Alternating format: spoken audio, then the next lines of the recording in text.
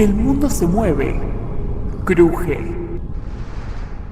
Pandemias, guerras. Todo parece estar perdido. Imperios caen, nuevos nacen. El mundo está dado vuelta. Hay un único remedio, una lógica y santa solución. Un podcast que rescatará al planeta de su destrucción total.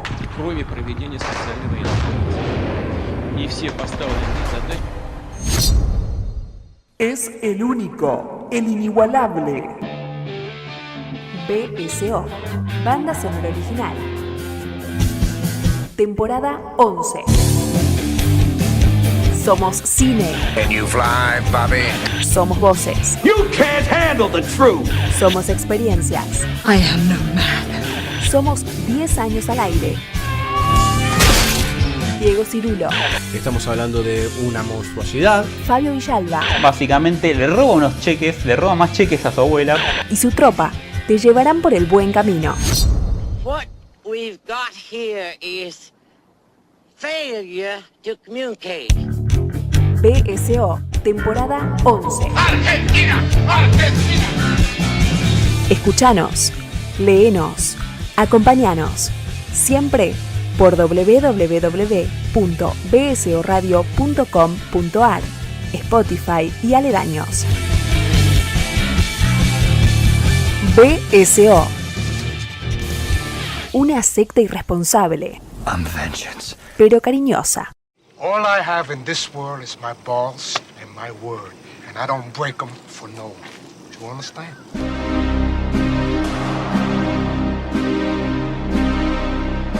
Me, I want what's coming to me. Oh, well, what's coming to you, Tom? The world, Chico. And everything in it. Hey, Frank. You piece of shit. What are you talking about? You know what I'm talking about, you fucking cockroach. What are you talking about? Come on, you listen to me, huh? You know what a hasha is, Frank? That's a pig that don't fly straight. Neither do you, Frank. You're all a bunch of fucking assholes. You know why? You don't have the guts to be what you want to be. You want to play rough? Okay. Say hello to my little friend!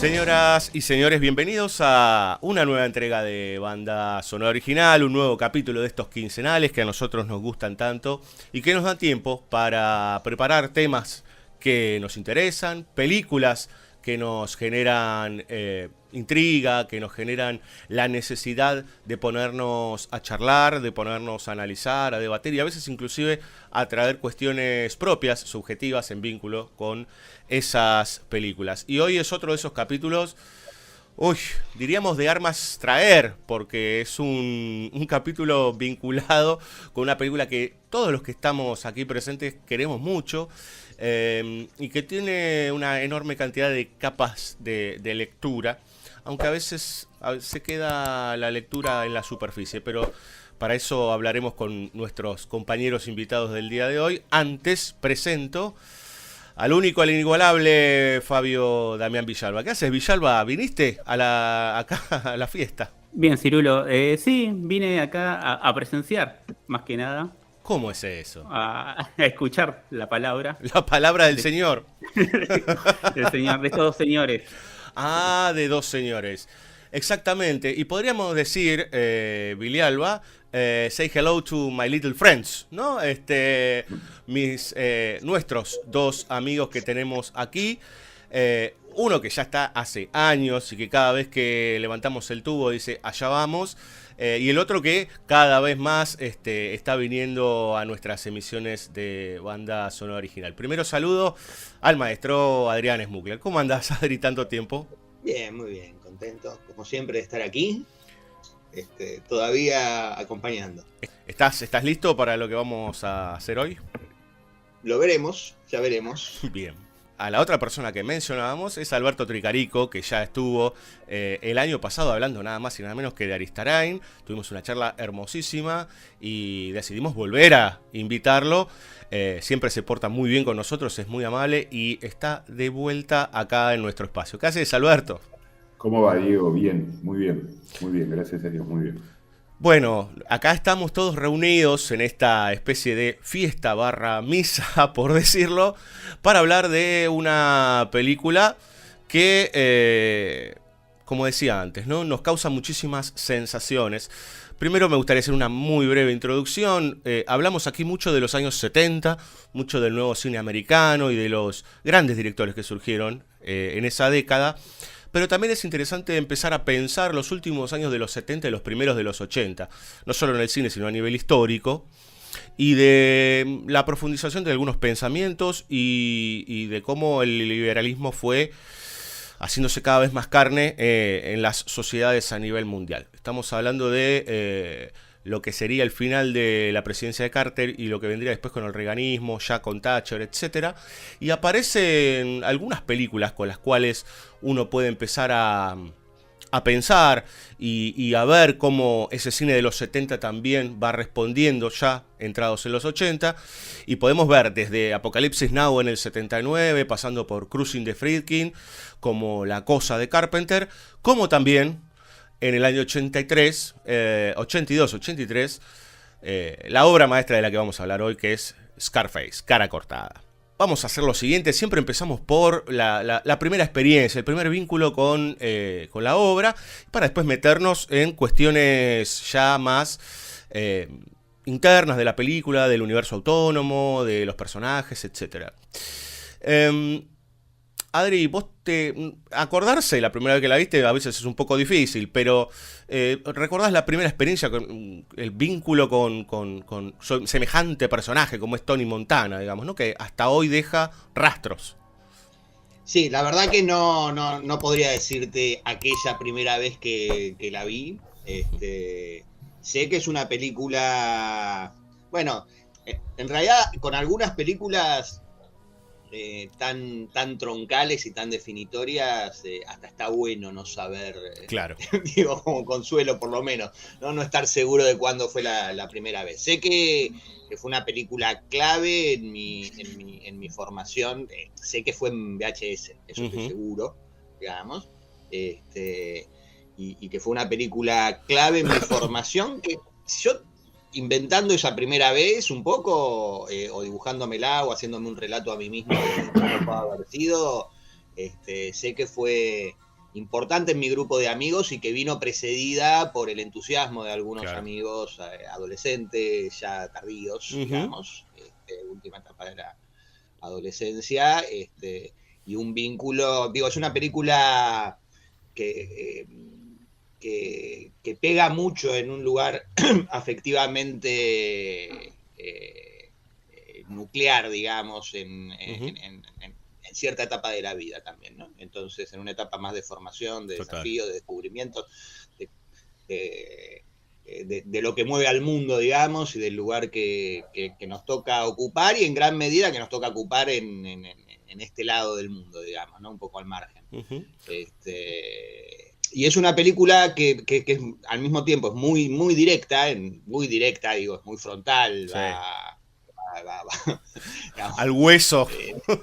Sí, al hueso, aparentemente sin sutilezas. Entonces el eco que queda retumbando, digamos, de esa violencia, de esa contundencia tan directa, resuena de maneras que yo no las termino de cerrar. Digo. Yo pensaba que a veces con la reflexión sobre las películas que a uno lo forman y con las que uno convive tanto tiempo, tiene la sensación de que no digamos de que las domó, digamos, ¿no? Sino de que ya está, ¿no? Que ya podés estar tranquilo. Bueno, voy a hacer un podcast sobre cara cortada. Bueno, ya la tengo. Y bueno, y ahora que me tuve que pensar a hacer un podcast sobre cara cortada, bueno, volvió a remover y sigue removiendo, y hay cosas que espero ir aclarando en nuestro diálogo de hoy, sí. Porque siguen con toda su potencia perturbadora, digamos, sí, ¿no? Claro. ¿Alberto? Que digo, la experiencia, o digo algo como lo que comentaba también Adrián, ¿no? Como lo vincular con cara cortada. Sí, yo igual que Adrián no recuerdo la sensación de cuando la vi por primera vez. Podría fecharlo allá por fines de los 80, cuando vi en VHS, no sé si toda la obra de Palma, pero muchas de las películas de esa época de Palma, sobre todo los Blowout, Doble de Cuerpo y Vestida para Matar, que las vi prácticamente juntas, y en ese paquete vi Cara Cortada. Me acuerdo que me llamó la atención porque era diferente a las otras tres, por lo menos. Y me pareció una película, eso un poco lo que dice Adrián con respecto a lo directo, me impactó eso. Yo tenía 20 años, o 19 años, o 21 años, no me acuerdo. Y me impactó que me agarre de la solapa de la manera que te agarra la película y que te sacude. Y digo esto porque me volvió a pasar ahora, el otro día cuando la estaba viendo, digamos, de una manera bastante parecida. No es que los años o el crecimiento de uno o la repetición en las visiones la cambie demasiado en este aspecto puntual. Claro. Y esto me llama poderosamente la atención, digamos, que bueno, un poco Adrián decía recién, ¿no? Como que hay películas que uno tiene como más domesticadas o más cerradas o más no agotadas nunca, digamos, pero como un poco más que entran más dentro de un esquema, por lo menos mental de uno. Claro. Y este es un trompazo permanente, digamos, es un trompazo a la mandíbula. Y tuve esa sensación como película excepcional dentro de la obra de Palma, dentro de lo poco que podía entender que era de Palma hace 30 años atrás. Y lo sigo pensando, digamos. De alguna manera creo que hay una distinción, no sé si en la forma o en la supuesta sutileza, para usar los términos de Adrián, de recién. En ese sentido, y en relación a, podríamos decir, a la experiencia estética, ¿no? El vínculo con la obra, lo que nos da y lo que le entregamos también, y lo que sucede antes, durante y posteriori de enfrentarse a ese mundo bis. Digo, pongo mi experiencia también acá sobre la mesa, también para abrir el panorama. Yo tengo el recuerdo de más pibe, digamos, que para mí Cara Cortada era como la película violenta, digamos, o sea, la violencia al frente, digamos, no ver estructuras de gángsters, tiros, marginalidad y qué sé yo. Y con el paso del tiempo, digamos, siempre desde un lugar de impacto, digamos, ¿no? Como el vínculo sobre todo con Tony Montana como personaje atractivo y a la vez peligroso, pero esta cosa de testosterona inclusive, ¿no? Conectada con este tipo tan particular, y con los años ir viéndola, no digo que la veo con tanta asiduidad como puedo ver El Padrino, por ejemplo, pero cada vez que me vuelvo a encontrar con esta película, que coincido que es un tanto distinta a lo que venía haciendo De Palma, me pasa que, claro, que empiezo a encontrar piñas por todos lados, inclusive a mí mismo, siendo joven, digamos, ¿no? Claro, a vos que te gustaba esto de Tony Montana y en realidad es totalmente tenebroso, por decir, o esto, o tal cosa, o reviéndose uno mismo en los reflejos que pueda haber con él o con los personajes que aparecen durante la película, que es larga, pero a la vez es tan atrapante que nunca podés salir, digamos, ¿no? de ese universo tan espeso. Adri, una pregunta. ¿Hay forma de poner en palabras quién es Tony Montana, digamos? En términos no solo de, bueno, es un cubano exiliado, sino en términos de qué tipo de personaje es, qué representa y con qué nos enfrentamos nosotros espectadores cuando nos encontramos con semejante tipo.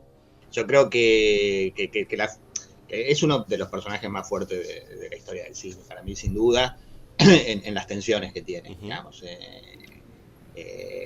Yo creo que es espero que no quede como una categorización definitiva, ni mucho menos, pero como una de las grandes figuras del ángel caído más literalmente, porque es... vos comparabas recién digo, hay mucho que pensar en relación al Padrino, justamente. Sí, ¿no? Sí. En estas revisiones, la que más me llamó la atención, decía, bueno, es Al Pacino, digamos, ¿no? Es un mafioso, digo, de hecho es casi una encarnación, hasta podría ser, porque si en El Padrino 1 el conflicto es dejemos la droga afuera, digamos, el conflicto, digamos, político diegético del crimen organizado, digamos, aquí es esa corporización, digamos, de una figura que además están extremadamente diferentes siendo dos personajes latinos, ¿no? Está bien que, bueno, Michael nació en Estados Unidos y todo se está jugado de otra manera, ¿no? Pero encarnado por el mismo soporte y con tanta simetría, digo, desde Cuba claro, a la muerte de Manny, que se puede comparar con la de Fredo, o por no comparar con la de, digamos, el asesinato de Manny, hasta con El Padrino 3 inclusive, ¿no? Porque la muerte de Gina, de esos disparos que van a él, bien podrían asociarse a la muerte de Mari, e inclusive el tipo de vínculo, digamos, ¿no? Inclusive las escenas de negociación ya corriéndolo a Brando, ¿no? Sí. Las simetrías y las comparaciones son 10 años nada más de diferencia. Digo, sí. No puede, cuando vos vas a ver en el 83 a Cara Cortada, obviarse, digamos, la asociación con El Padrino, ¿no? Entonces me parece que ahí hay como una carnadura muy, muy intensa, porque realmente Tony es alguien al margen del margen, digamos, ¿no?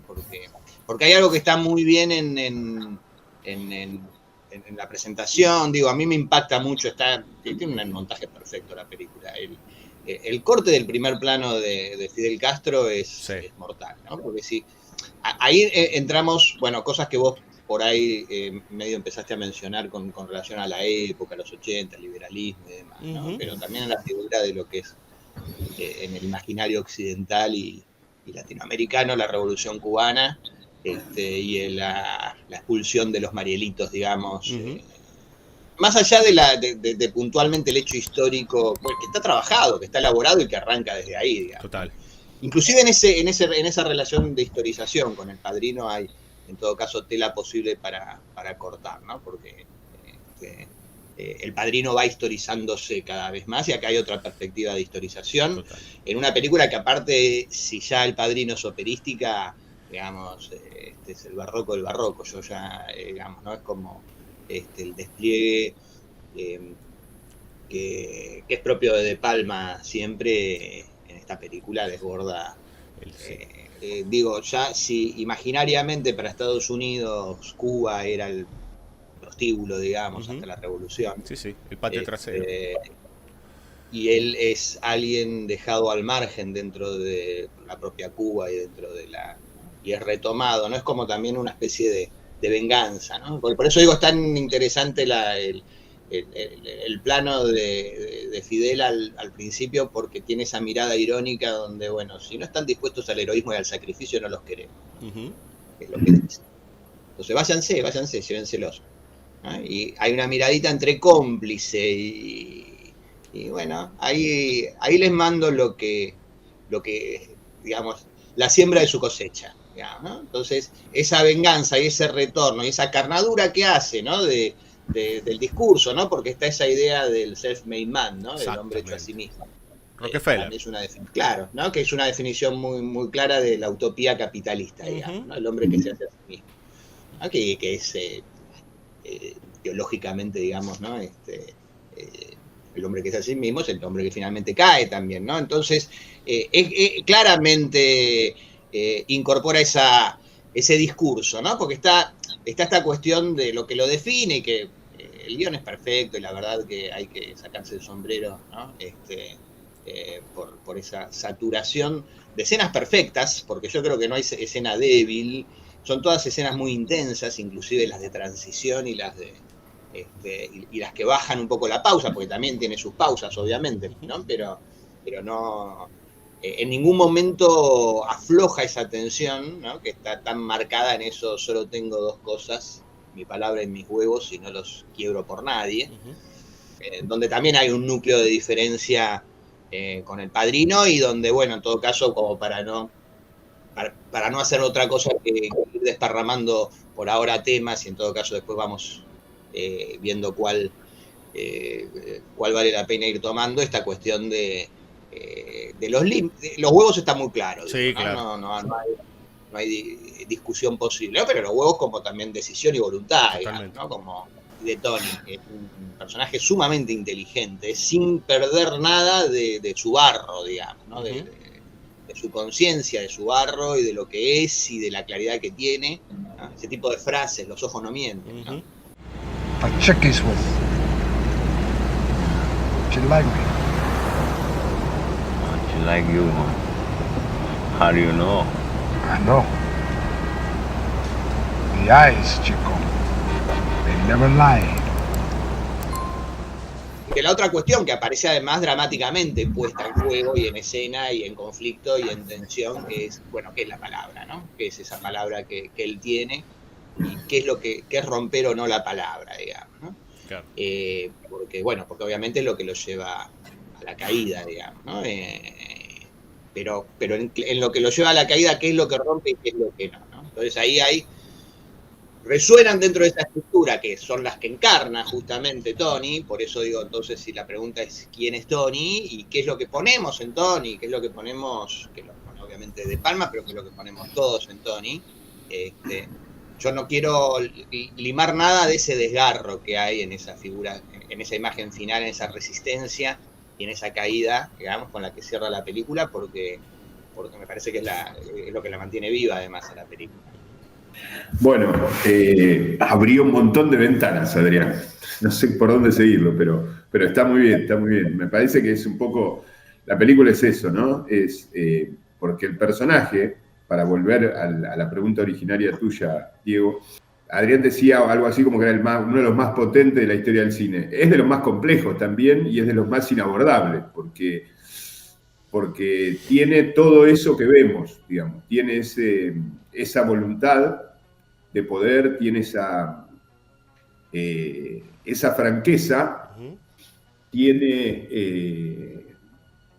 esa cosa despiadada, y justamente el tema, me engancho con lo último, una de las cosas últimas que dijo Adrián respecto al tema de la palabra, lo que lo termina venciendo es un acto moral que nos sorprende, o que la última vez que la vi no me sorprendió tanto, digamos, ¿no? Pero porque es como que uno va tratando ya de meterse de antemano en el personaje y en la película, pero esta actitud que tiene él cuando le van a poner la bomba esta al periodista y dice, no, esto es una locura, yo no mato chicos, digamos, o sea, él tiene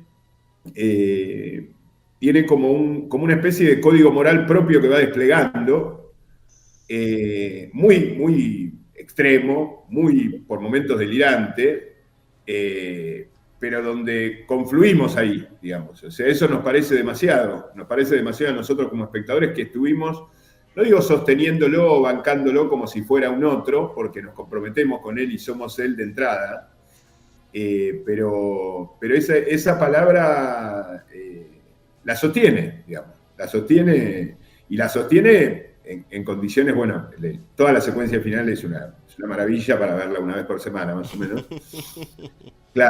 Claro, la secuencia final cuando empiezan, viste, parecen como ratones que van entrando a la mansión y van como copándole la mansión, y él tiene 3, 4 guardias que no son de los mejores soldados tampoco. Y él resiste y digamos, de alguna manera está resistiendo esa decisión. y con ella todas las decisiones anteriores y todo lo que lo llevó hasta ahí, digamos, que es una mezcla de el sueño americano, el sueño capitalista, de digamos, todo este discurso un poco falso, un poco cierto que le dice al policía al principio cuando llega, peor que Castro nada, digamos, todo ese discurso que hace un poco para venderse y para que lo dejen, que lo dejen ser, pero después él va como, digamos, él tiene en la escena famosa con los colombianos de la motosierra y todo eso, él tiene prácticamente su primera experiencia seria en el tema y toma un rol con una decisión, digo la primera experiencia seria porque, qué sé yo, más allá de alguna tropelía en Cuba, no había entrado en esa todavía. Y el tipo con una decisión se planta, que es importante, ni hablar lo que hace Bolivia cuando digamos, va de guardaespaldas prácticamente y termina negociando él los precios de la venta y la triangulación con Panamá y todo eso. Me parece que es algo, por supuesto que suscribo lo que dijo Adrián con respecto a cómo se espeja con El Padrino, a toda esta cuestión de la autoconciencia, a esta cuestión del sistema dentro del sistema, de un antisistema dentro del sistema. Pero volviendo al tema del personaje, me parece que el personaje es como justamente inagotable, genialmente inagotable por su complejidad, porque nos desborda en realidad a nosotros mismos en función de lo que nosotros, no solo de lo que nosotros esperamos, sino de lo que nosotros estamos dispuestos a aceptar a veces. En ese desborde, en algún punto pensaba, ¿no? Vos hablabas primero de esto de la experiencia en esa famosa escena de la motosierra, con esos travelings que entran y salen de ventanas. Me pongo a pensar en Hitchcock, me pongo a pensar en un montón de cosas, me pongo a pensar en el terror adentro y todo el lujo y la pavada de Miami afuera, con las chicas en bikini. Bueno, puedo abrir un montón de cosas, pero porque es inacabable y porque pienso que en algún punto esto de la decisión, esa escena particularmente, que se tiene que bancar semejante horror, ¿no? Que le están triturando al amigo. Otra vez, no puedo dejar de hacer un paralelo con la escena de el fuego y el encendedor de Michael en la primera, digamos, ¿no? Con diversas intensidades, pero con ese momento en donde también se cimentan cosas importantes en el personaje, en el protagonista. Claro, lo que pasa, Diego, que en El Padrino está ese marco, ese orden, esa tradición, no sé cómo decirlo, digamos, en donde él encuentra su lugar, ¿no? Encuentra su destino, la famosa escena del cipo, ¿no? Sí. Que siempre nombra Ángel. Acá él se está haciendo su propio orden, digamos, él está construyendo eso.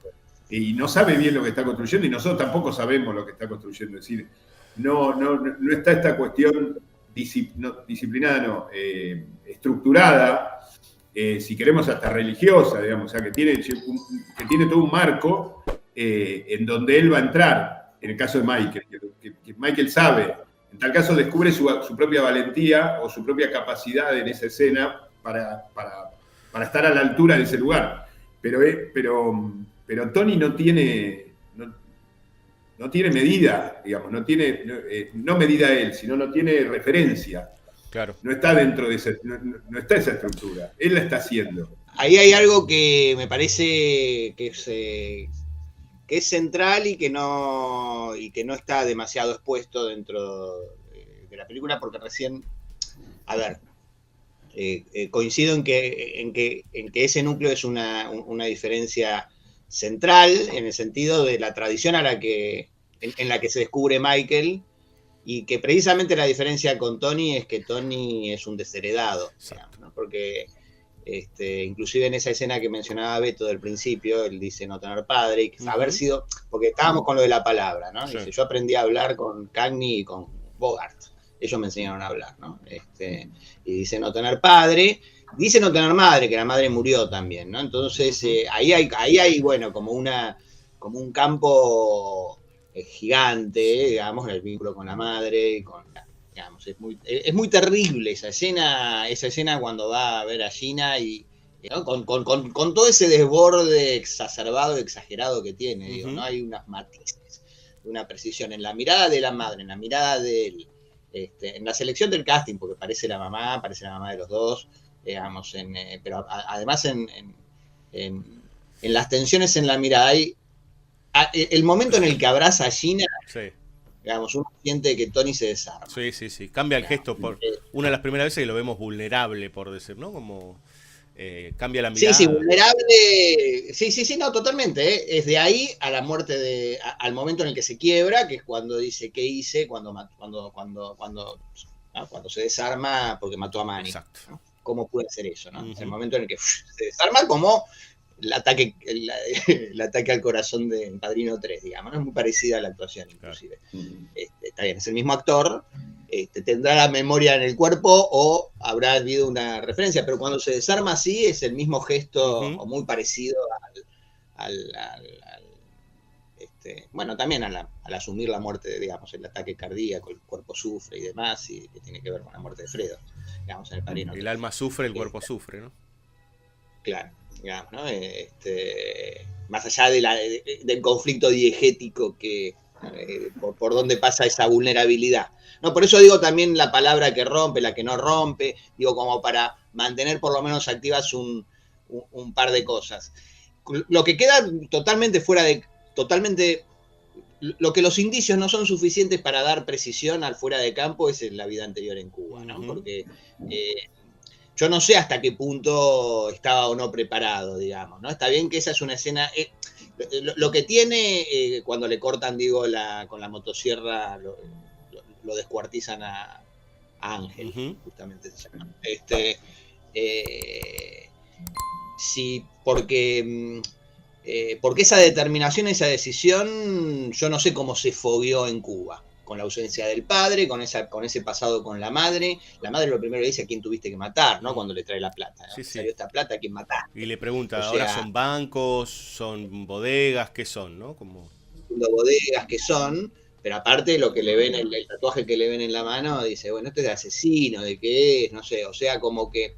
Y no tiene mucho reparo en matar a Revenga, digamos, más allá digo, él va creciendo y rompiendo los sistemas de exclusión a través del crimen, ¿no? Eso es todo una ideología política. No, lo que pasa, Adri, perdóname, no quise decir que él era un santo y ahí tuvo su bautismo de fuego, pero él llega a Estados Unidos, a Miami, trabaja en una hamburguesería cuando logra después la muerte de Revenga, y viene este tipo Suárez, creo que era Suárez, el pelado, a ofrecerle un negocio de marihuana que dice, eso es lo que cobra un maletero, como diciendo, ya conozco los precios de estas cosas, pero le tira por la cabeza una brava en donde lo manda a la muerte, literalmente. Y el tipo zafa, presencia el descuartizamiento y después se va con la plata, se va con la droga,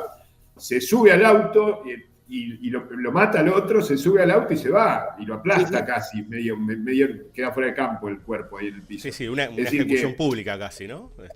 Claro, digamos, indudablemente que tiene algún tipo de entrenamiento en la criminalidad, si queremos decirlo en términos, no sé. Pero me parece que se hace cargo de eso y se hace cargo, digamos, él entra a través de Manny y él ya es el jefe de Manny, apenas empieza su vida norteamericana. Y después... No se le mueve el pulso para entrarle a Frank López y traerle, decir, acá está la plata, acá está todo, te traje todo, y plantarse como un igual, y después lo desplaza, es decir, y después lo mata. Sí. No, estoy totalmente de acuerdo, no, lo único que por ahí... Que yo no sé qué trae, digo. Me parece que eso es una fuerza del personaje, digamos. Sí. Y en todo caso, como si ese bautismo, digo, ese bautismo no sé qué tan bautismo es, eso quiero decir. Claro, no sé qué trae. Claro. Pero no lo sabemos, porque él en ningún momento, digo, cuando él ya de movida es una figura, no sé si... hermano mayor o de hermano responsable con Manny. Manny trae el acuerdo para matar a Revenga, pero se lo trae a él, que es el que lo maneja, el que le dice decirle que sí, decirle que no, el que autoriza, desautoriza, y el que le pone los puntos enseguida a Omar cuando viene Omar y le ofrece esto, y Manny le dice, no tendrías que haber hecho esto, el que le tira la cosa, él está al frente, el que le dijo, te dije sanitation, no sanatorio, ¿no? O sea, el que da las instrucciones, él se ocupa ese lugar, digo, me parece que ahí él está con esa determinación, digo, ¿no? Y el otro, y Manny está como, no digo atemperando, acompaña, se deja llevar, digamos, ¿no? Pero claramente No, Tony es más inteligente y está más direccionado con el objetivo. Manny se distrae con las mujeres, entre otras cosas, digamos, o sea. También. Eso está claro. También, y sí, de hecho hay una cuestión con la sexualidad de Tony, ¿no? Que bueno, que también podemos traer porque tiene que ver con... En la primera escena ya empieza, digamos, ¿no? O sea, después de ese pequeño documentalito que tenemos, ese traveling alrededor de él responde prácticamente todas las preguntas hasta que le preguntan justamente por su orientación sexual y dice, what the fuck is wrong with this guy, ¿no? Dentro de este universo recontra cabría haberlo visto, de hecho, todo el vínculo con Elvira, digamos, es un vínculo muy, no digamos asexuado, pero sí desafectivo, digamos, siempre una negociación, digamos, en ningún momento, y es un contraste muy marcado con lo que pasa entre Manny y Gina, claro, porque hay como una química desde el primer momento hasta el final, y hay un paralelo subrayado entre lo que va pasando entre ambos, ni hablar en la escena del casamiento donde se miran, pero todo el tiempo, porque, digo, hay... La escena del Babilonia, donde termina haciendo el atentado, esa extensa escena donde la ve primero a Gina, donde la lleva al baño. Una lección de cine, sí. Y demás, que es la prefiguración de todo lo que viene después, corta la película en la mitad, digamos, ¿no? Ahí que, bueno, que aparte es el ascenso, porque ahí termina, toda esa secuencia, digamos, termina con la muerte de López. En realidad pensaba, tomando creo que por... última vez, la podemos tomar todas las veces que quieran, esa escena, la escena de la carnicería, digamos, ¿no? En tal caso, y pensando un poco en lo que ustedes decían, en esta búsqueda de, bueno, si una prueba de fuego o no, digamos, ¿no? El bautismo o no. A mí me da la sensación que ese es el primer escalón para entrar al poder, digamos, ¿no? A partir, eso sí, con la demostración posterior hacia López, ¿no? Cuando le abre la valija. No, y sobre todo, a ver, porque sí, ahí, perdón, que me meta. Entra, hombre, vamos. No, porque lo que sí tiene, aparte tiene emocionalmente esa contundencia, digo, más allá de que uno diga, porque bueno, recién Beto también decía la escena del restaurante, que sí, bueno, a esa tenemos que dedicarle un par de clases, no, un par de programas. Somos todos docentes acá, sí. Sí, ¿qué le vamos a hacer? Lo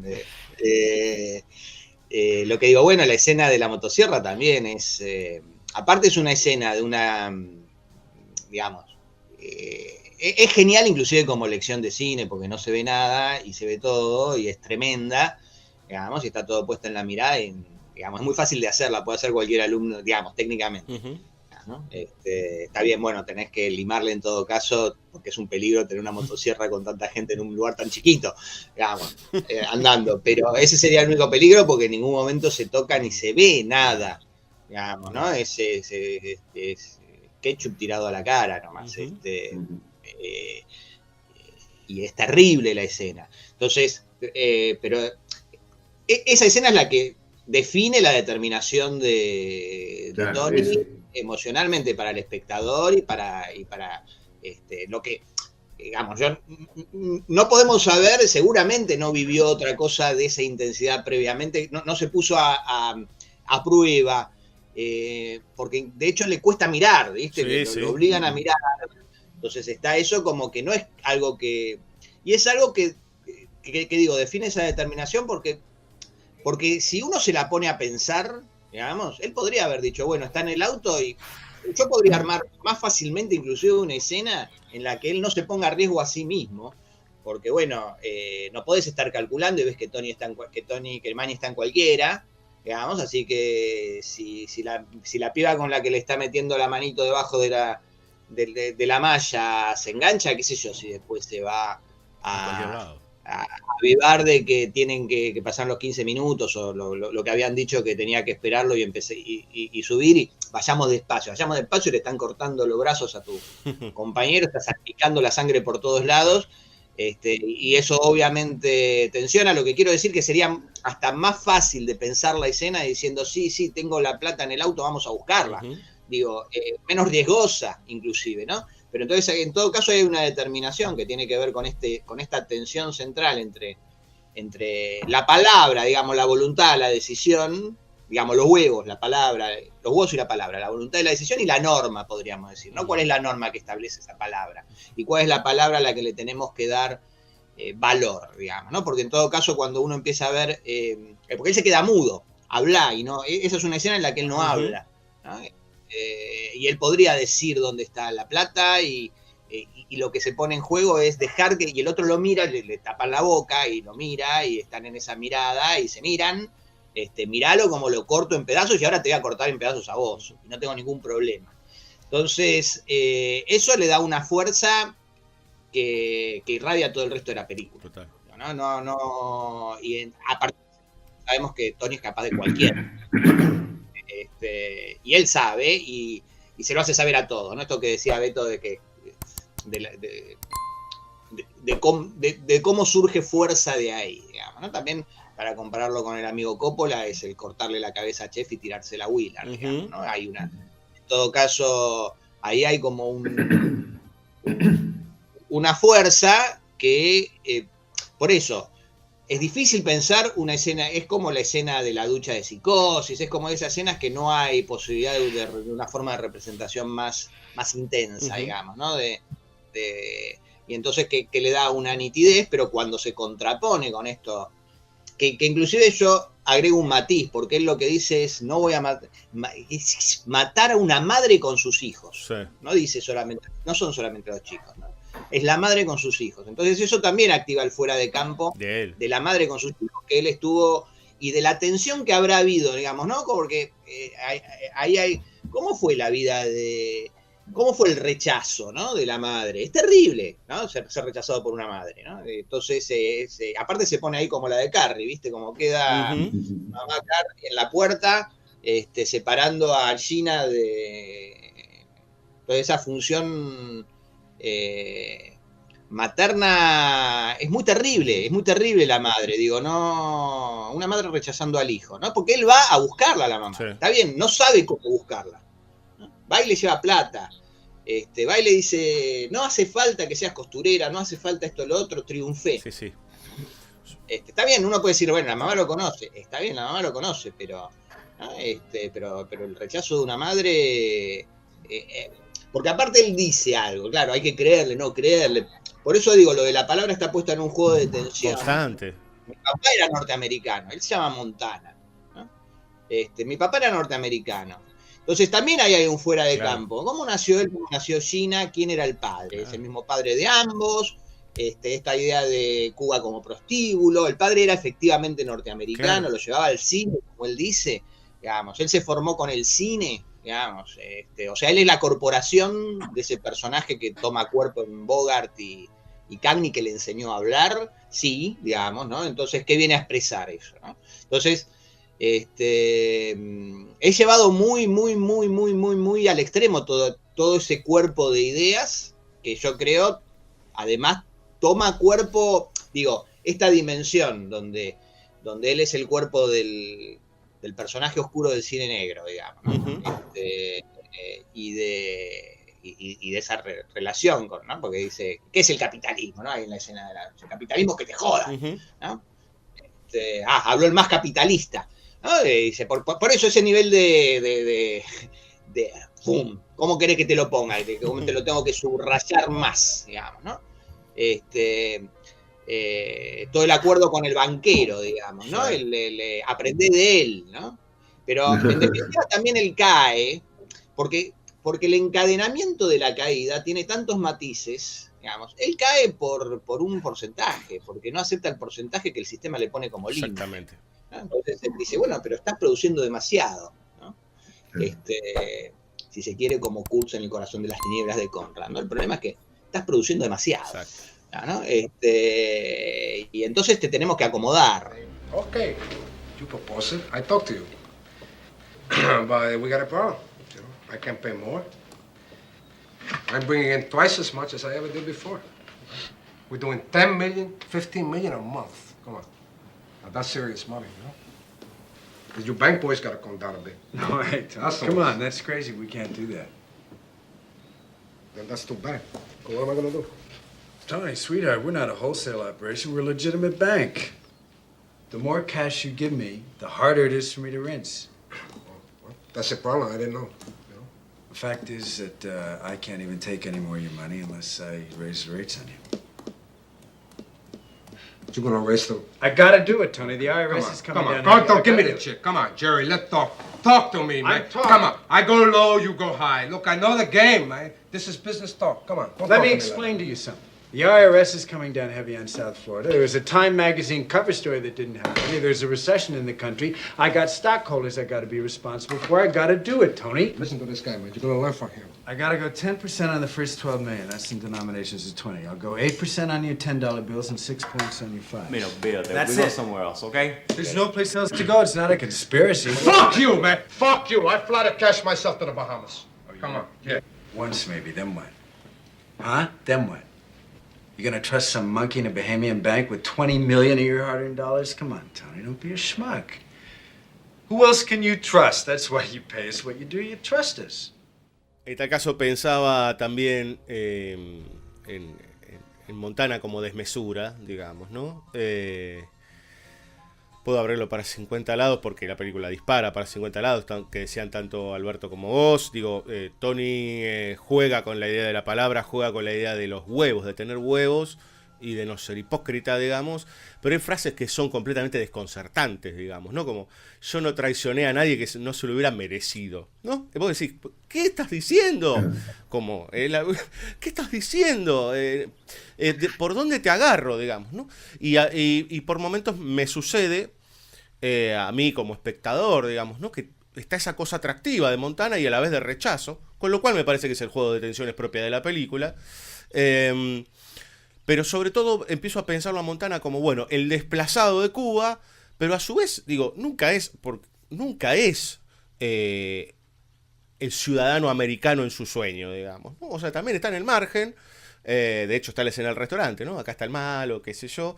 Y que me parece que ese choque, por decirlo, entre él empieza puteando al comunismo, termina puteando al capitalismo, digamos. En ese choque está esa emergencia ebulle, vamos a ponerlo en estos términos, ¿no? Monstruoso, o sea, se muestra, y es Tony Montana, digamos, ¿no? Con todas esas complejidades y con todo lo que eso puede producir. Desde un reguero de sangre hasta, digamos, lo que se les ocurra como matar a su hermana, no, digamos, ¿no? Pero con la muerte prácticamente de todos los que lo rodean y de él mismo. Yo estaba pensando recién, bueno, escuchándolo a Adrián y ahora con esto que decís vos, digo que en definitiva hay otro punto en común con El Padrino que tiene que ver con siendo dos planteos antisistema o mejor dicho, dos escapes al capitalismo liberal, en el caso de Tony Montana, primero del comunismo, pero después también del capitalismo liberal, es que ambos terminan trágicamente, ¿no? Por diferentes motivos. Y en diferentes contextos también. Pero es muy importante esa diferencia, o es muy importante pensar esa diferencia, charlar esa diferencia, porque lo que le falta a Tony es un poco lo que estábamos hablando en este último tramo de la charla. ¿Qué es lo que está diciendo, digamos? ¿Qué quiere decir? No traiciona a nadie que no se lo merezca. ¿Qué quiere decir? No, es decir, ¿por qué está mintiendo esto de que no tiene madre si después tiene madre? ¿A qué se refería con eso? Es decir, esa palabra está como más estructurada en el discurso del Padrino como idea de palabra, justamente, ¿no? Claro, los Corleones eran recordados como una voz. Claro, pero además hay como un camino hacia esa tragedia, si queremos, o hacia ese final de la saga que viene de un origen claro, o más o menos claro, y que tiene todo un recorrido. Acá el fin es el Zeppelin que dice el mundo es tuyo. Es decir, ahí tiene un diálogo muy corto en el auto con Manny que le dice, bueno, estamos acá, quédate tranquilo, estamos peor allá en Cuba. Le digo, no, a mí eso no me importa, yo me olvido todo, yo voy para adelante. Claro. Bueno, ¿y qué querés? Todo, el mundo quiere. Y eso es lo que le falta totalmente, ¿no? Y eso es lo que tiene que ver. Esa es la diferencia, claro, totalmente. Esa es la diferencia con El Padrino, porque El Padrino tiene un orden tradicional, un orden religioso, y él no lo tiene un vacío. Ese vacío también, porque también hay otra simetría ahí con El Padrino, que está en esa escena, digamos, del restaurante. Para mí, no sé si no es mi escena favorita, digamos, está toda la película ahí, pero está ese cuestionamiento al vientre podrido de Elvira, sí, ¿no? Que no me puede dar un hijo, que hace tanta simetría con el aborto de Kay en El Padrino 2, digamos, y una cachetada, y la misma cachetada que le da Gina en el baño, sí, cuando ella le dice cojo con quien quiero, digamos. En todo caso ahí habría como hay una tensión, ¿no? Una imposibilidad afectiva, que por eso digo, está en el quiebre con la muerte de Manny y está en esa vulnerabilidad que tiene con Gina. Uh-huh. Y que también es, porque muchas veces se habla de la cosa incestuosa y está bien, no digo que no, pero a mí a veces me preocupa un poco que esa cosa incestuosa se reduzca a una cuestión sexual, digamos, de deseo perverso solamente, digamos. No digo que no tenga el condimento, pero él se horroriza cuando ella dice esto es lo que querías, acá estoy, viene, teneme, y el horror es genuino, digo, él no es que fantasea, creo, digamos, el Tony que yo me hago en mi cabeza, digamos, no es que fantasea cogerse a su hermana, digamos, ¿no? En todo caso, bueno, la naturaleza del deseo, de la sexualidad y de lo afectivo es siempre tensa, ambigua y necesitamos ordenar de alguna manera, ¿no? Por eso decía antes también la cuestión de la sexualidad, y otra vez me estoy desviando, pero que tiene que ver con la pasión, que tiene que ver con poner el cuerpo, digo, claro, ¿no? Y eso es lo que en todo caso, por eso, la esterilidad de Elvira, ¿es la de Elvira o la de él? Digamos, claro, está bien, ¿no? La película no aborda eso, ¿no? Pero ella no puede tener hijos. ¿Qué sabemos? Si hicieron estudios, no sé. Digamos, no está puesto en juego en esos términos. Él la acusa a ella, pero lo que es estéril es el vínculo. Claro. ¿No? Claro. Porque aparte Elvira funciona muy bien en eso, donde siempre está con mucha sutileza, ¿no? Pero él la empieza a negociar desde el primer momento, digamos, desde que baila con ella en el Babylon. Y lo que hace es una negociación constante, digamos, no te quedes con... Ya fue López. Sí. Sí. She's a tiger. She belongs to me. Y entonces, ¿y cuándo te vas a llevar? ¿No? Después la va a buscar, ya está, agarra tus cosas y nos vamos, el mundo es tuyo, y es una pura representación vacía. Y en esa escena en la que ¿cómo se llama? En la del restaurante, él arranca, él está procesando porque tiene que matar al periodista, uh-huh, digamos, y ya hay algo, ahí también hay un núcleo que para mí es atractivo de pensar, porque eso él ya está siendo socavado, digamos, en su capacidad. Uno puede decir, bueno, linealmente porque consume lo que vende, uh-huh, ¿no? Pero ya viene siendo, bueno, ¿por qué? Porque es un periodista, porque es alguien que no está integrado dentro de la estructura, porque hasta ahí fue matando a gente toda con la que, bueno, no digo que se lo merezca, digamos, ¿no? Pero que estaba metida, claro, digamos, en alguna. Y acá es alguien que viene un poco de afuera. Entonces está en ese proceso de y está diciendo todo para esto, ¿no? ¿Qué? Comer, beber, chupar, coger, ¿no? ¿Y qué? ¿Cuál es, ¿no? ¿Cuál es el sentido? digamos, ¿no? Que además yo hoy pensaba, ¿no? Mientras me trataba de ordenar y repasaba así gruesamente como para refrescar algunas escenas y demás, ¿no? Que finalmente lo que lo salva al periodista son las hijas. Exacto. ¿No? Y hay ahí todo un lugar que me parece que estaría bueno, no necesariamente ahora, porque en realidad no lo pensé hasta que me apareció eso, ¿no? Así como hay una ley del padre, una ley del hijo, ¿no? Podríamos pensar, y puntualmente en De Palma, ¿no? Porque empezaron a aparecerme figuras en De Palma desde Carrie, Claro. a Vestida para Matar, ¿no? Donde hay un lugar del hijo clave, como hijo, ¿no? Porque está... yo siempre recuerdo, bueno, vos Beto sos padre, no sé si habrás tenido experiencias similares, digamos, Fabio y Diego, bueno, ¿qué están esperando? Pero yo recuerdo mucho cuando iba con el cochecito con mis hijos, bebés, que sentía como una especie de burbuja de amor. Ibas por la calle con el cochecito y la gente por ahí con cara de orto, viene con cara de orto y pasa por delante de un bebé y se ilumina. Pasa eso, generan ese efecto. Hay como una. Yo sentía como que iba protegido por una burbuja de amor, digamos, ¿no? Y eso se me activó, ese recuerdo se me activó ahora viendo algo que el padre que el periodista no sabe, digo. Bueno, después se enteró que hubo una bomba, pero no sabe por qué, en qué momento no se activó, digamos, ¿no? Y en realidad no se activó porque estaban las nenas jugando detrás y eso no lo pudo soportar el más hijo de puta, digo, no pudo soportar, eso no, ese es un límite al que no. Entonces, finalmente hay como un lugar, me parece, atractivo para pensar puntualmente en el cine de Palma, me parece, porque aparece muchas veces esa figura, ese lugar de los hijos, digamos, como un rescate, ¿no? Como un lugar como una fuerza, ¿no? Como una fuerza que ahí tiene, ¿no? Y eso me parece que tiene una densidad con relación al vínculo con la mamá, con el papá y con la hermana, claro. Para retomar y redondear ahora sí con esta cuestión de Atenti, con la cuestión del incesto y demás, que no desvíe por una facilidad morbosa, una cuestión que me parece que da en el clavo a Imani cuando le dice que él es como que Gina es la pureza para él, claro. ¿No?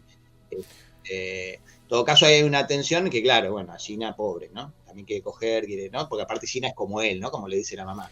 Sí, de hecho, cuando Manny habla con Gina en esa hermosa escena en el auto, le dice, vos sos lo único bueno, ahí dice otro adjetivo que no recuerdo, que tiene en este mundo, digamos, ¿no?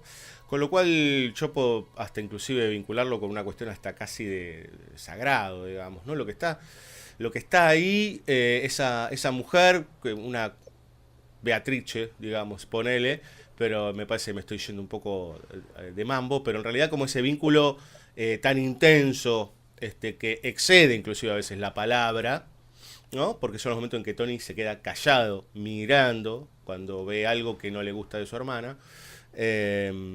Me parece que también son muy potentes, digamos, para el propio personaje. Y pensando un poco en esto de lo que decías vos, Adrián, del rol del padre y los hijos, digo, acá no hay padres. El padre, en buena parte, ustedes lo saben más que nosotros, pero el padre también es límite, digamos. Y digo, a ver, está señalado todo el tiempo, there is no limits en la película, ¿no? Push it to the limit, dice la canción cuando está contando los dólares. No soporta tener jefes, digamos, ¿no? Esa idea de que no hay contención, no hay borde, el mundo es tuyo, me parece que también es lo que construye de alguna manera esa cosa desatada, contradictoria y hasta el borde de cualquier cosa de Tony Montana. Sí, totalmente. Yo creo que el tema del padre, digamos, la ausencia del padre como límite, como autoridad, es lo que le da esta tensión a la película y es lo que permite esta proyección de cosa ilimitada. Y lo que de alguna manera fuera de campo, De Palma nos da a entender, o nos da a pensar, por lo menos, que lo bueno de los límites, digamos, porque los límites nos ordenan, claro, de alguna manera. Entonces, el no límite, en esa supuesta falsa libertad, digamos, donde uno puede ilimitadamente llegar a cualquier lado, y me parece que está muy claro, y que está muy claro la relación con Gina, está muy claro la relación con Manny también, porque él es como un padre sustituto de los demás. Sí. O un hermano mayor, digamos, ¿no? Oficia de autoridad. Sí, pero ejerce una autoridad con la gente que trabaja, y él no tiene esa autoridad arriba, ni siquiera referenciada de alguna manera, digamos, esto un poco que comentaba Adriana antes, o vos, Diego, que miente, dice, sí, mi papá nació en Estados Unidos, me llevaba a ver películas policiales negros y se murió, y mi mamá se murió, y no está el padre. No está el padre, y el diálogo que referenciaron recién con Gina, también de Tony, donde el padre no está. Y esa insistencia en que no está, por un lado, y simétricamente estos límites que no están, y esta insistencia en esa falta de límites, y esta cosa irrefrenable de él voy por todo, bueno, es un poco es un poco el desborde de la película, me parece. Me parece que es muy interesante el tema del padre sin que esté más de manifiesto que esto que estoy nombrando 2 o 3 veces, porque también es otra diferencia básica con El Padrino, que, digamos, yo creo que la película autoconscientemente se refleja, pero no es que nosotros hacemos un puente porque somos unos delirantes 40 años después. En realidad, De Palma estaba viendo El Padrino, viste, como Orson Welles la dirigencia cuando hizo El Ciudadano, me imagino. ¿Sabes que nos gusta el café? Te invitamos a pasar por cafecito.app/BSO Radio para ayudarnos con una pequeña contribución. BSO, un varietal irresistible.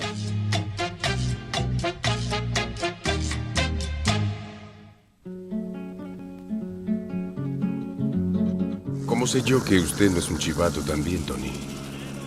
Mire, Sosa, aclaremos esto ahora. Yo nunca traicioné a nadie en mi vida que no se lo hubiera merecido, ¿entiende? Todo lo que tengo en este mundo son mis huevos y mi palabra, y esta no la rompo por nadie, ¿entiende eso? Ese pedazo de mierda nunca me cayó bien, nunca confié en él. Lo que yo creo es que me engañó y provocó la muerte de mi amigo Ángel Fernández. Pero eso es historia. Yo estoy aquí y él no. Si quiere negociar conmigo, dígalo. Si no, punto y aparte.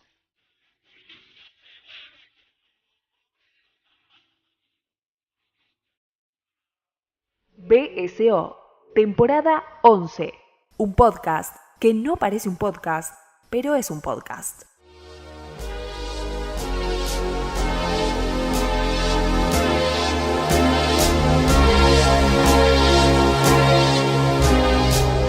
Uno de los, entre tantos, pero digo, uno de los momentos en donde se va a ir a profundizar la caída de Tony es el momento en que el banquero le dice, mira que esto hay que blanquear, esto es lo que decía Adrián antes, ¿no?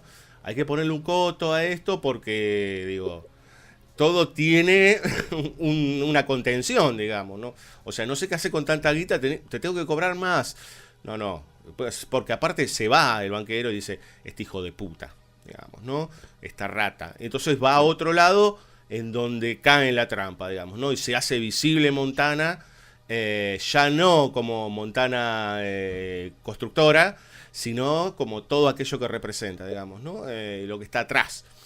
Entonces me parece que también eso, ¿no? Cuando empieza a aparecer algún límite de lo sistemático, o sea, ese sistema que ofrece la libertad presunta, también tiene sus bordes, ¿no? Bueno, Montana se corre, Montana va a ir cayendo paulatinamente o violentamente en realidad, ¿no? Cada vez más. Es que es ahí donde la palabra, en todo caso, del sistema, la que vende esta cosa de la libertad individual, del self-made man, digamos, y de que en todo caso, bueno, porque también me parece que esa estructura significante con relación a la figura del padre y a la idea de tradición en el caso del Padrino y a la pérdida de esa referencia en esto que para mí está bueno ver como variación, digo, ¿no? Porque me parece que funciona No como vos decías, no necesita tampoco que la aclare y demás, ¿no? Pero más allá de esta cosa que es tan propia de De Palma como inclusive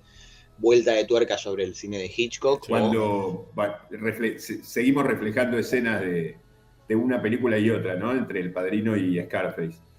Cuando Vito se le niega a Soloso en la 1, con respecto al tema de las drogas, de la cocaína, pone un límite que es un límite al sistema también. Totalmente. Es un límite al sistema. Entonces, él mismo se autoimpone el límite de acuerdo a una serie de creencias, digamos, que son bastante dudosas también en cuanto a su moralidad. No estoy contando una historia rosa de los Corleones, sino pero hasta acá no, esto no lo voy a hacer. Yo sé que me va a dar $2 millones, $3 millones, pero no lo voy a hacer. El personaje de Tony Montana no puede hacer eso, no tiene ese límite. Entonces choca con el sistema y el sistema le cobra el porcentaje. Porque él podría decir, bueno, no puedo lavar tanto, vendo menos. Compro menos, vendo menos. Circulo menos. Bueno, o aceptar que sale un poco más, digo, por eso. Aceptar que sale un poco más. Pero él se mete en un sistema que cree combatirlo y de alguna manera está exacerbándolo, está participando de eso, lo está haciendo acumular más. Sí, igual te agrego ahí un par de matices, ¿no? Porque me parece que también yéndonos otra vez más al Padrino, ¿no? Porque él no acepta ese límite, pero finalmente no le queda más remedio, digamos. En todo caso pone condiciones, ¿no? Pero en el medio está la muerte de Sony. Y acá eso, ¿no? Porque tiene que ver con ese desvío, porque le dice, aprende de él, ¿no? Ahí es como el nexo donde lo que muestra Tony es echa luz sobre el lado oscuro por eso en términos de, a eso trataba de ir, ¿no? De la cuestión de la palabra del sistema, ¿no? Entonces, y de la hipocresía, ¿no? Que también refiere a esa escena del restaurante. Ustedes no son mejores que yo, saben esconderse más, ¿no? Se esconden mejor que yo, ¿no? Entonces, ahí es también donde la película dice, bueno, Tony es, ¿no?, el más capitalista. Tony es lo que expresa lo que en todo caso el banquero esconde.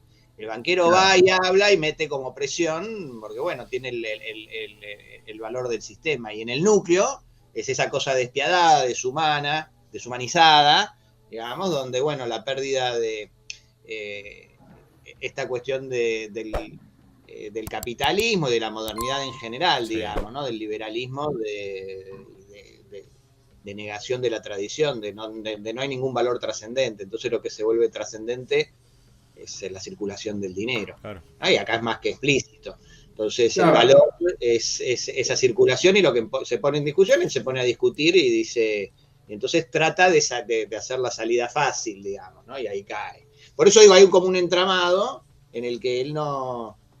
en ese sentido también hay como un núcleo. Por eso me parece que Tony termina pagando con su cuerpo. Por eso digo ángel caído y esa cosa artística que tiene, digamos, de asumir, yo estoy acá para que ustedes me señalen. Yo estoy acá para hacerme cargo, digamos, y ahí es donde levanta la mano por primera vez, digamos, vean al chico malo, no van a ver uno tan malo nunca más en su vida. Y después termina cayendo también nuevamente con los brazos en cruz sobre la fuente. Sí, sobre la fuente con el mundo es tuyo y demás. La cosa que bueno, después queda abierto, qué habrá pasado después, ¿no? con Sosa, qué pasará con Sosa y qué tan problemas habrá tenido, porque de última también tiene eso, ¿no? Es el mecanismo del sistema de los cuales los engranajes son engranajes. Exacto. Claro, sí, son reemplazables, y así como él reemplaza a López, él es reemplazado por otro. Sí, pensaba en... porque aparece, no está tanto tiempo en la película, pero me parece un personaje que pone en evidencia algunas cosas que después va a decir el mismo Tony Montana, el policía Bernstein, que le dice, mirá que yo me voy a llevar esto, le muestra ¿no? Y él lo va a liquidar, digamos, ¿no? Eso después no se profundiza el tema de matar a un policía, pero cuando le muestra la cifra y le dice, mirá, esto es un problema jurisdiccional, qué sé yo, mis policías son policías, gente de familia, gente honrada, y si se sienten desgraciados, te van a hacer sentir desgraciado, digamos, ¿no? Por lo tanto, después, conectando con la escena del jacuzzi, que es también otra bomba, uno dice, bueno, todo lo que funciona en este sistema supuestamente de libertad, librecambismo y financiero, etcétera, y de poder, en definitiva necesita de tipos como Tony Montana, que bueno, un día están y otro día no van a estar, digamos, ¿no? Y Tony Montana va a ser el sacrificado, si quieren hasta el chivo expiatorio, para limpiar, ¿no? Cae en el agua, para limpiar, para baldear, y para decir, acá estaba, y en tal caso Sosa seguirá, porque es parte del asunto también, y los senadores seguirán, y los ministros seguirán, y todo lo demás seguirá desgraciadamente funcionando. Sí, yo iba a decir algo con respecto a esta aclaración que hizo Adrián, que es cierto, que después finalmente tiene que ceder Vito Corleone, que hay menos ambición, me faltó la palabra ambición, ¿no? Ambición en términos estrictamente materialistas. Digamos, hay valores adelante de esa ambición, en lugar de la ambición adelante de los valores. Entonces, un poco ahí entras en el juego, porque el sistema es eso. El sistema, como lo muestra De Palma, que no le pifia por mucho, por lo menos desde mi punto de vista, el sistema es eso, o sea, te tienta la ambición, te hace dejar los valores atrás y la ambición adelante, y después te hace chocar con la pared o te cobra un alto porcentaje. No, es o eso, te entrega. Digamos. Tampoco estoy con una frase resumiendo un trabajo de Palma que le han llevado 2 años y una rotura del cerebro, ¿no? Perdón. Pero es eso, de alguna manera. Por lo menos este tramo de la conversación nuestra, no la película. Claro, no, porque la diferencia para mí es que lo que los Corleone tienen siempre presente es que hay un valor de comunidad en lo que hacen. Hasta pienso que Elvira después se convierte como en algo también como parte de esa estructura que se ha armado Tony Montana con su red de poder, digamos, ¿no? O sea, es la mujer que deambula bebiendo y tomando merca, digamos. Sí, que aparte está todo como esa referencia constante, porque mientras él va creciendo, ella está cada vez más, ¿no? Aspirando y qué sé yo, y está como, esa tensión se nota como en ese registro que también tiene ella, sí. Digamos, no es solamente algo de Tony, pero aparte con Manny se salvan, digamos, un vínculo de sangre, digo, ese vínculo, en la escena de la motosierra también solidifica el vínculo con Manny de una manera, porque queda herido, el otro queda, ¿no? Entonces, matalo vos, eso es permanente, digamos, hay como una sintonía de amistad. Sí, de amor fraternal, digamos, entre ellos dos. Sí. No, y es muy interesante cómo se pone en juego eso con Gina, ¿no? Porque es muy claro cuando cuando la trae, cuando la saca es hermosa esa escena. Cuando están Gina y Manny ahí en el auto, y ella le dice, me cae bien Fernando, divertido, sabe tratar a las mujeres, y él se ríe, sabe tratar a las mujeres llevándote un baño para coger. Look around, go out with somebody who's got something on the ball, who's going somewhere in life. Like who? Like, for instance, someone who's got a real job, like a banker, or a doctor, what about a you? lawyer. What are you talking about? Why don't you take me out? What, are you crazy? I see the way you look at me, Manolo. What do you think, I'm blind? I see. Come on. What? Look, Gina. Tony and I are like brothers, all right? And you're his kid sister. So and what? that's where it ends. And that's where it stays. What, are you afraid of Tony, huh? You afraid of Tony's kid sister, Hey, huh? I'm not afraid of anybody, okay? That's not the point here. Tony es mi hermano, vos sos la hermana menor, sos todo lo puro, no, eso no sé. Y que es algo muy de, ¿no? Con la hermana uno no se tiene que meter del amigo, ¿no? Porque ¿no? Eso, digo, no es que, no estoy postulando ese valor, digo, ¿no? No, pero digo, es algo muy característico. Pero es algo de barrio, un código de barrio, Sí. A ver, es un código de barrio, por supuesto ya no está, no existen los barrios, podríamos ir por lo menos en Buenos Aires, no sé, en San Luis, ilustrarnos Beto, pero en el barrio, y no. Porque además se meten problemas, porque si cortás, si pasa algo, si qué sé yo, se te pudre con tu amigo. Entonces Claro. Es un esa cosa que código hay, de la esquina. de- No, con la hermana, esa no. pasión tanto más lúcida que el amor, ¿no?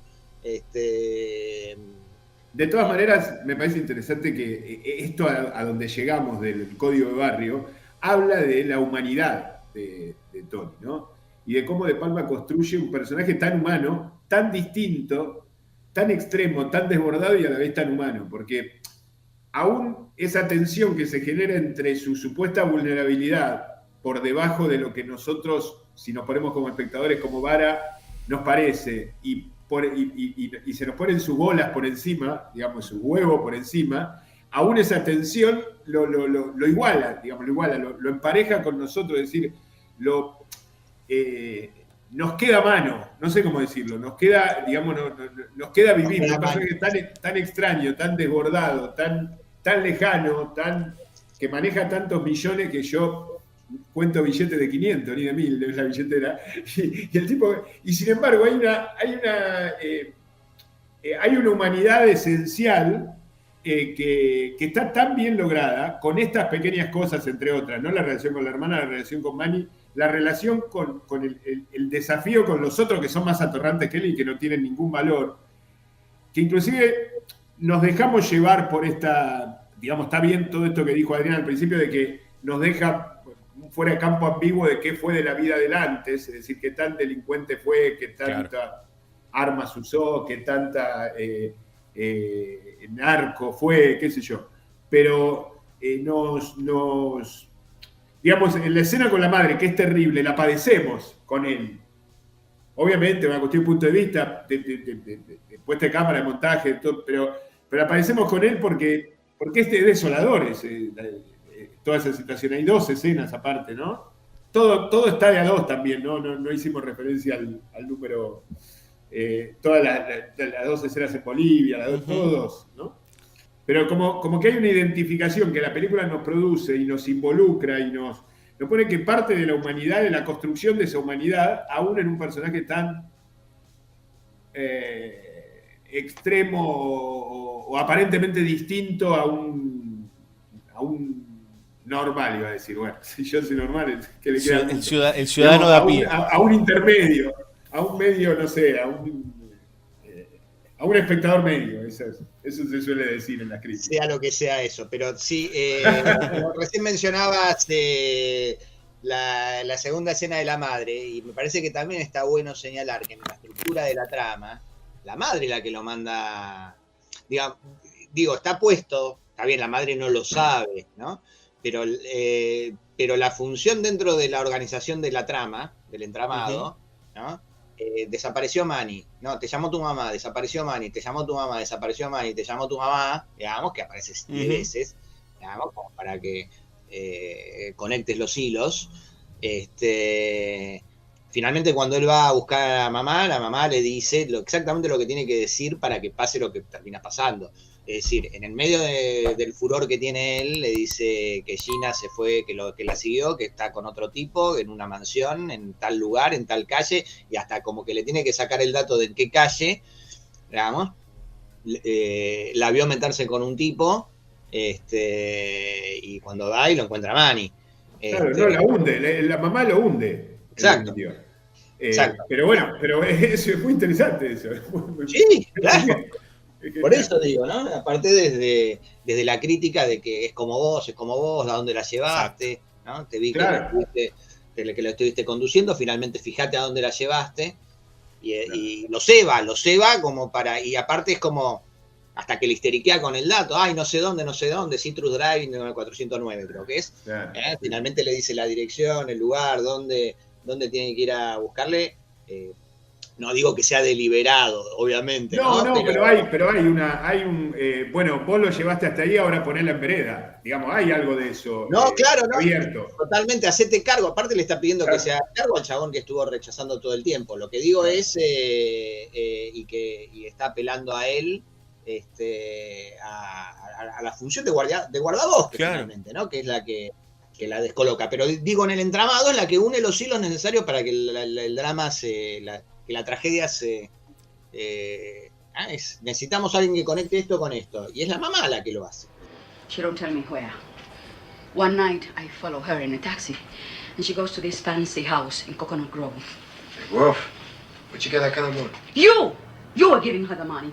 Don't you see what you do to her, don't you? I don't give her that kind of money, Mama. Oh, yes, you did. One time, $1,000 you gave her. Okay, what's the guy with her? I don't know. I don't know. There was this car in the driveway. I know if I go in there, she'd kill me. She's like you. Okay, where's the place? Where is it? 400 something. Citrus Drive. 400 what? 409, I think. You gotta talk to her, Antonio. She don't listen to me. No. She says to me, Mira, shut up. Mind your own business. Exactly like you do to me. Ever since you came back, she's been getting this way. Why do you have to hurt everything you touch? Why do you have to destroy everything that comes your way? Malagradecido. Pensaba, y ya llevamos una hora larga hablando y bueno, ya vamos a ir redondeando, pero pensaba en algo también que por ahí es algo muy, muy personal, digamos, ¿no? Pero me parece que también es una película sobre el individuo y su soledad, digamos, ¿no? Casi que no recuerdo momentos en que Tony Montana tiene contacto físico con otra persona que no sea Gina. Le da el beso a Elvira en el casamiento, digamos, ¿no? Y hasta a veces me imagino como hasta la canción, ¿no? Cuando ya me empieza a quedar solo,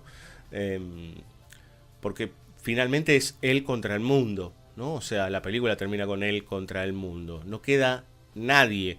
Manny muerto, la hermana muerta, la madre, olvídate.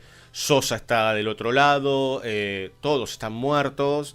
Entonces vemos ese cuerpo finalmente inerte, tirado en el agua, ¿no? En el mismo agua que antes estaba boca arriba quejándose del sistema, o en una estructura circular muy parecida, digamos, que también te lleva a pensar, bueno, el círculo es no tiene fin, por lo tanto seguirá esto, sin Montana en tal caso, pero esa sensación de soledad tan profunda, ¿no? Como del personaje que terminó quedando solo, completamente marginado y con una ametralladora en la mano, digamos, ¿no? Contra lo que venga, los tiros. No puedo dejar también de conectarlo con todas las diferencias de tono, digamos, ¿no? Pero desde un lugar tan triste como es, bueno, el final en El Padrino 3, digamos, ¿no? Cuando, está bien, muere de viejito, pero cuando cae el cuerpo de Michael en soledad en ese patio, y queda ahí tirado, ¿no? Salvando las distancias, obviamente, de muchas de las cosas que ustedes comentaron acá, pero me parece que esta cuestión vinculada con...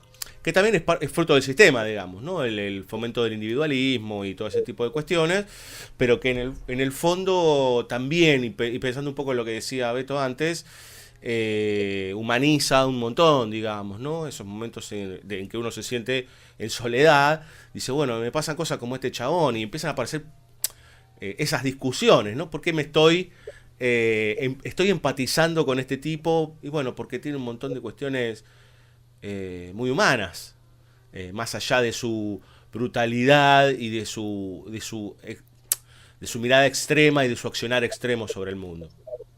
Bueno, una cosita más, lo último de mi parte. El sistema te ofrece el mundo y después te opone el mundo. O sea, el sistema te dice, todo para vos, la tierra, las oportunidades, acá vos, esto es ilimitado. Esto es el progreso indefinido, digamos. O sea, no, dejá todo atrás, los valores, las boludeces, la metafísica, todo eso dejalo atrás. Y mirá para adelante que tenés todo por hacer. Y en cuanto empezás a hacer inocentemente y sin esos valores, aún con los valores también te chocás, ¿no? Pero acá te la ponés de frente, digamos. Te la ponés de frente y, bueno, Sosa ataca por atrás. Ya le habían avisado. Bueno, eso. ¿Ahí? Sí, no, bueno, totalmente, digamos, de acuerdo. Es eso, digamos, ¿no? Es un poco la síntesis de lo que de lo que vinimos charlando, del lugar del estímulo, del paradigma del individuo como más allá de que está en el núcleo de la propuesta, digamos, del liberalismo del capitalismo, ¿no? La liberación del individuo, ¿no? La libertad del individuo sin valor que lo condicione, como despliegue, como que el egoísmo es un valor, digamos, el pensar para, ¿no? El nadie me regaló nada, digamos, ¿no? Que este sería el paradigma del nadie me regaló nada. Totalmente. el mundo se te opone también, podríamos decir, ¿no? Porque te ofrece el mundo y bueno, y después te chocas con el mundo. No necesariamente solamente que el sistema te lo ponga, ¿no? Sino que el mundo, bueno, el mundo finalmente te chocas contra eso, digamos, ¿no? Y bueno, y se alimenta de eso también, ¿no? Se alimenta y en todo caso la película sirve. Hay un documentalito muy breve entre los extras y demás que es sobre el mundo del hip hop y Cara Cortada. Uh-huh. Algo ahí está buenísimo, sí. Ya sé dónde vas. Sí. Que bueno, que todos los cantantes y qué sé yo, y todos los latinos y los negros y qué sé yo, vienen de los barrios marginales en los 80, 90, bueno, saben de memoria la película y se identifican, ¿no? Entonces, está entre los extras del DVD. Nosotros lo tenemos en el canal de la cátedra, digamos. En un momento están todos diciendo, bueno, cómo se identifican, y es muy divertido porque aparte citan de memoria partes todas completas, digo, ¿no? Es su ídolo Tony Montana porque es el chabón que vino de abajo, ¿no? Yo, y todos se sienten identificados porque el destino es la muerte y de pronto hay alguien que se impone. Y en la última parte hay varios que dicen como que la película los ayudó a rescatarse, claro, digamos, ¿no? Como que punto iban y corporizaban y se identificaban, después en lo que dicen, de cómo se identificaban y qué sé yo, hay parcialidades eventualmente, ¿no? Pero hay un núcleo de sentido que lo encarnaban estos personajes que además se llenaron de plata de la noche a la mañana, en un ambiente donde se mezcla, digamos, no como narcotraficantes, sino como músicos, pero en un ambiente cargado, podemos decir, y identificado, y donde la pandilla y la pelea en el barrio y el poner el cuerpo y es parte constitutiva, digamos, de esa construcción como propio personaje, digo, y que tienen que encarnarla a la hora de no solamente rapear y cantar y desafiarse mutuamente, porque aparte es parte del propio código de lo que elaboran culturalmente. Entonces hay una referencia troncal en Cara Cortada y en la figura de Tony, y es muy interesante ahí en ese documentalito, como hay varios que dicen, no, y me cayó la ficha y dije, tengo que parar acá, claro, para que además tener el control, no tener el control en un sentido mecánico, sino apropiarme del sentido de la película. O sea, esto que a veces pasa volviendo a la cosa académica y a la deformación profesional en todo caso, ¿no? Que muchas veces, ahora no me lo encuentro tanto, pero en una época era muy presente que muchos estudiantes cuando estaban haciendo sus películas, no quiero matar al personaje, ¿no? Como que hubo un momento en el que no sé, hubo como una, por ahí fue casualidad, pero como una corriente de moda de que estaba mal matar a tu personaje, ¿no? Siempre terminan muertos. Entonces decía, está bien, más allá de que muera o no muera, digo, es un personaje, no estás matando a nadie. Digo, la muerte del personaje puede rescatar al espectador. Digo, la idea es que lo que estás proyectando ahí, digamos, precisamente la catarsis que puedes llegar a elaborar como conocimiento que queda, no es el personaje, es un personaje, es una ficción. Digamos, ¿no? Entonces, ese llevarlo hasta el límite, sobrepasar el límite y demás que tiene tanto, para mí es muy interesante cómo aparecen estos personajes que dicen, bueno, mi vida era eso, y en un momento dije, voy a terminar como Tony Montana. No quiero terminar como Tony Montana. Digamos, le tengo que encontrar un sentido. Porque no terminar como Tony Montana es esta cosa donde él corporiza, como finalmente, ¿no? Y llevó a la muerte a todos, y a su hermana, y a Manny, y a Manny directamente no lo llevó a la muerte, sino que lo termina matando, ¿no? Pero es donde, claro, ¿no? ¿Cómo hice esto? Bueno, para que nosotros de este lado de la pantalla lo podamos elaborar como sentido. Digo, no llevarlo, digamos, o sea, poder recuperar esas pulsiones, esas tensiones, esos deseos, ¿no? Y poder elaborarlos como un sentido que aparte arme comunidad afuera, digo, ¿no? Como si en El Padrino, en todo caso, esa comunidad está dentro de la diégesis y Cara Cortada sería una variación donde, bueno, ¿qué onda cuando esa comunidad y esa referencia y esa ley del padre y esa se perdió por completo? Es decir, donde estamos en ese postulado, por lo menos, que sería, bueno, el capitalismo, no le debes nada a nadie, ¿no? Asumite como lo que le dice en todo caso, ¿cómo se llama? El novio de Rose a Cal, ¿no? Sí. A Jack, ¿no? Un hombre se hace su propia... La suerte no existe, ¿no? El hombre se hace su propia suerte. Sí, totalmente, y inclusive y con esto cierro y ya nos vamos a ir despidiendo, que esto que decís de que la película funcione en vínculo, en este caso con estos pibes del rap y el hip hop, o puede funcionar con cualquier otro espectador, digamos, ¿no? Como creadora de sentido, digamos, también con su contracara del propio sistema que critica la película, digamos, ¿no? Del vaciamiento del personaje Tony Montana como una especie de gángster canchero, digamos, ¿no? Tony Montana es eso, digamos, ¿no? Como que es algo que sucede muy asiduamente, ¿no? Como de repente no se pone el carácter trágico del personaje, sino se pone el carácter de que está bueno tenerlo fierro y demás, y toda la cuestión de una violencia que le es servil a la estructura, digamos, finalmente. Y el problema de Montana y su tragedia es que el sistema lo terminó llevando hasta ese lugar, o su relación con el sistema y con los sistemas, bueno, en tal caso del comunismo, el capitalismo, etcétera, etcétera, etcétera. Digamos, entender en tal caso que sí es un personaje verdaderamente trágico y no un personaje cool, por decir, sino que la tragedia está adentro y esa tragedia te puede representar, digamos. Pero lo copado, digamos, yo he llegado a tener la remera de Tony Montana, no entendiendo un carajo, pero en el fondo es entender que lo que está en Tony Montana es lo que te tiene que hacer a vos mover, digamos, ¿no? Y me parece algo sumamente rico para revisar, y por eso para mí es de esas películas como las obras maestras que son inacabables, digamos, ¿no? Y no tienen tiempo. BSO, ganador de Mecenazgo 2022 en la ciudad de Buenos Aires. Busca nuestras secciones, BSO Escribe y BSO Escucha. Porque el cine no solo se hace, también se habla, también se escribe y también se escucha. Muchas voces, muchas miradas en una misma web. Encontrás todos nuestros capítulos en www.bsoradio.com.ar o directo en iVoox. BSO, temporada 11. Igual que en las grandes historias, señor Frodo. Las que realmente importan. Llenas de oscuridad y de constantes peligros. ¿Cómo volverá el mundo a ser lo que era después de tanta maldad como ha sufrido? ¡Victoria! ¡Nuestra es la victoria! Pero al final, todo es pasajero. Como esta sombra. Incluso la oscuridad se acaba para dar paso a un nuevo día. Esas son las historias que llenan el corazón, porque tienen mucho sentido, aun cuando eres demasiado pequeño para entenderlas.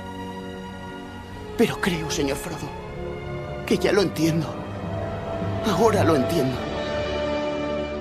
BSO, temporada 11. Seguinos en bsoradio.com.ar, también en Spotify, iBooks, Mixcloud, iTunes y Google Podcast. BSO, temporada 11. Un podcast que no parece un podcast, pero es un podcast.